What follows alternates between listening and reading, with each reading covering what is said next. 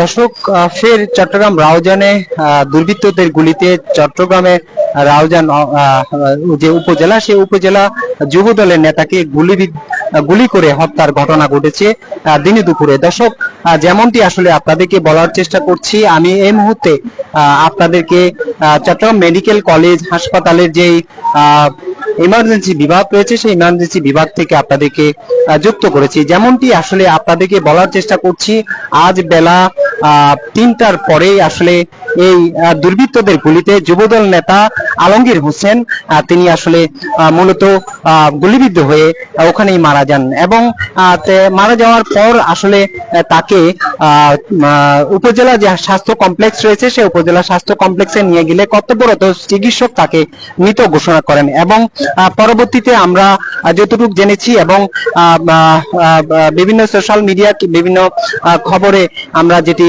শুনেছি, তারা বলার চেষ্টা করছেন কিংবা এখানকার যারা রয়েছেন তারাও কিন্তু আমাদেরকে বলার চেষ্টা করছেন। তারা বলছেন যে রাউজানের যে ঘটনা, সেই ঘটনায় একজন আলমগীর হোসেন নামের যিনি মারা গিয়েছেন, তিনি ইতিমধ্যেই উপজেলা যে স্বাস্থ্য কমপ্লেক্স রয়েছে, সেই স্বাস্থ্য কমপ্লেক্স থেকে চট্টগ্রাম মেডিকেল কলেজ হাসপাতালের দিকে নিয়ে আসা হচ্ছে, এমনটি আসলে আমরা শুনেছি। এবং পরবর্তীতে আমরা যেটি আসলে আপনাদেরকে তথ্য দেওয়ার চেষ্টা করছি, সেটি হচ্ছে আলমগীর হোসেনের সাথে আরেকজন পথচারী কিন্তু গুলিবিদ্ধ হয়েছিলেন।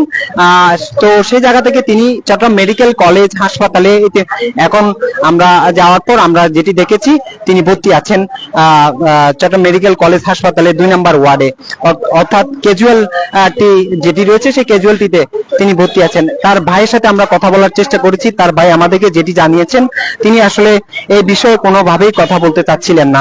তারপরে তার কাছ থেকে কিছু তথ্য নেওয়ার চেষ্টা করছিলাম আমরা। তারা আমাদেরকে বলার চেষ্টা করছিলেন যে বিষয়টি আসলে হঠাৎ করেই একটি দুর্বৃত্ত একটি গ্রুপ এসে গুলি করা শুরু করে এবং যাকে লক্ষ্য করে গুলি করেন তিনি কিন্তু নিহত হয়েছেন এবং তার বাড়ি রাউজান উপজেলা।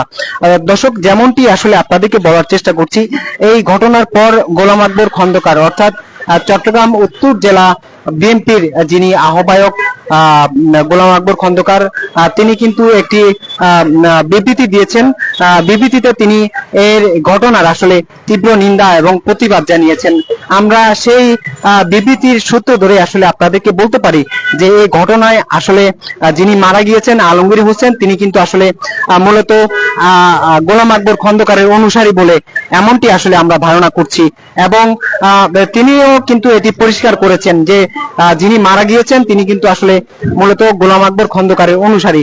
সেই জায়গা থেকে আসলে আপনাদেরকে এর মধ্যে আপনাদেরকে যে তথ্যগুলি দেওয়ার চেষ্টা করছিলাম যে যিনি মারা গিয়েছেন তিনি আলমগীর হোসেন এবং যিনি গুলিবিদ্ধ হয়ে চট্টগ্রাম মেডিকেল কলেজ হাসপাতালে 2 নম্বর ওয়ার্ডে ভর্তি আছেন, তিনি কিন্তু পথচারী ছিলেন এবং পরবর্তীতে আমরা এখানে এসে তথ্যগুলি নিশ্চিত হয়েছি। তো একের পর এক আসলে রাউজান থেকে মানুষ আসছেন এবং রাউজানের যারা রয়েছেন তারা কিন্তু এখানে আসছেন, তারা কথা বলছেন। এখানে গণমাধ্যমেরও আমরা উপস্থিতি দেখছি, একের পর এক আসলে এখানে তারা উপস্থিতি লক্ষ্য করছি। তো সেই জায়গা থেকে আসলে আপনাদেরকে বলতে পারি যে রাউজানের যে ঘটনা, সেই ঘটনা আসলে মূলত দুর্বৃত্তদের গুলিতে তিনি মারা গিয়েছেন, এমনটি আসলে বলতে পারি। তো দর্শক, এ ছিল আমার কাছে চট্টগ্রাম মেডিকেল কলেজ হাসপাতাল থেকে